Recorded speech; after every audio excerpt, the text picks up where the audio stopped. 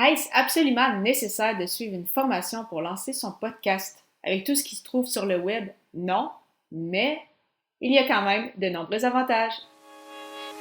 Les médias sociaux en affaires est votre rendez-vous hebdomadaire pour en connaître davantage sur les différents réseaux sociaux et les plateformes de création de contenu dans un contexte d'affaires. Chaque semaine, je, Amélie Delebel, répondrai à une question thématique qui vous permettra d'appliquer concrètement ces conseils pour votre entreprise. C'est parti! Bonjour et bienvenue sur les médias sociaux en affaires. Très heureuse de vous accueillir pour cette 75e émission. Déjà, le temps passe vite, déjà la 21e dans le cadre de ce défi J'envoie. Et aujourd'hui, je réponds à la question, dois-je absolument suivre une formation pour lancer un podcast? Donc, comme mentionné en introduction, non, bien évidemment, ce n'est pas obligatoire. C'est facile, comme pour pas mal n'importe quoi pratiquement aujourd'hui, de faire des recherches et de trouver soit des articles qui nous expliquent, soit justement d'autres podcasts, ou soit des vidéos sur YouTube qui nous expliquent comment faire quelque chose, donc justement lancer un podcast. Par contre, avoir une formation, c'est très utile parce que vous avez toutes les informations au même endroit.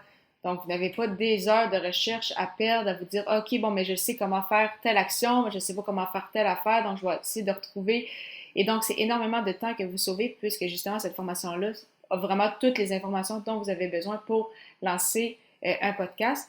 Et non seulement c'est très utile pour sauver du temps, mais bien souvent, une formation, ça va être mis à jour aussi. Donc, c'est vraiment de l'information très complète et qui va être mise à jour, en fait, régulièrement pour lancer votre podcast, mais également pour tout ce qui vient par la suite. Parce que, oui, lancer un podcast, c'est quelque chose. C'est un début, bien évidemment, il faut commencer quelque part, mais vraiment, l'aventure du podcasting va vraiment beaucoup plus loin que simplement lancer son podcast et, par exemple, faire un épisode par semaine. Donc oui, il y a le côté, bien évidemment, très technique. Donc, quel équipement acheter, comment gérer, contrôler son environnement, quel logiciel de montage que puis-je utiliser pour justement faire mes épisodes, etc. Mais comme vous allez le voir si vous suivez justement une formation, il y a beaucoup plus que ça. C'est comment on peut structurer nos épisodes, comment on peut faire que nos épisodes aient plus d'impact que simplement livrer de l'information. Comment est-ce que je peux en faire la promotion, de quelle façon je peux promouvoir mon podcast de la bonne façon sans justement perdre du temps à essayer peut-être des stratégies plus ou moins utiles. Comment je peux monétiser, donc comment concrètement, directement, je peux faire de l'argent avec mon podcast.